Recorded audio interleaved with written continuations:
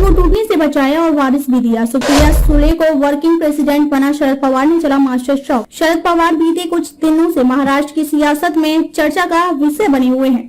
पहले उन्होंने पिछले महीने अचानक एक प्रेस कॉन्फ्रेंस के दौरान एनसीपी के अध्यक्ष पद से इस्तीफा दे दिया था।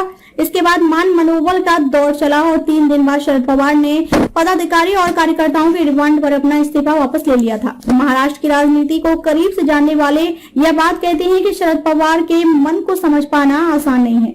इस्तीफा वापस लेने के बाद कुछ दिन बाद शरद पवार ने एक बार फिर मास्टर स्ट्रोक खेल दिया है। शरद पवार ने अपनी पावर दिखाते हुए विरोधियों को चारों खाने चित कर दिया है।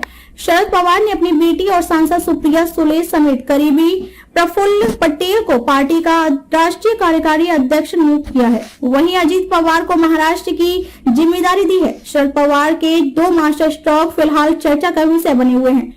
पहला सुप्रिया सुले को वर्किंग प्रेसिडेंट बनाना और दूसरा पार्टी को अपनी ताकत का एहसास करा रहे भतीजे अजीत पवार को हवा से जमीन पर लाना। बीते कुछ दिनों में अजीत पवार के बीजेपी में शामिल होने की चर्चा थी। शरद पवार ने यह भी कहा था कि विधायकों पर दबाव है।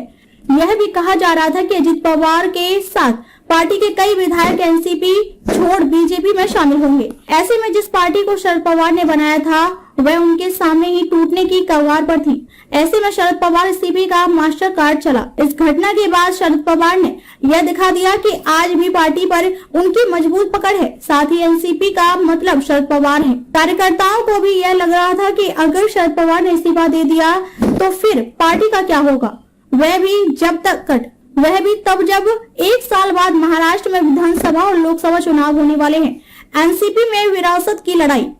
यह कहा जाता है कि राष्ट्रवादी कांग्रेस पार्टी यानी एनसीपी में सुप्रिया सुले और अजीत पवार का एक ग्रुप है।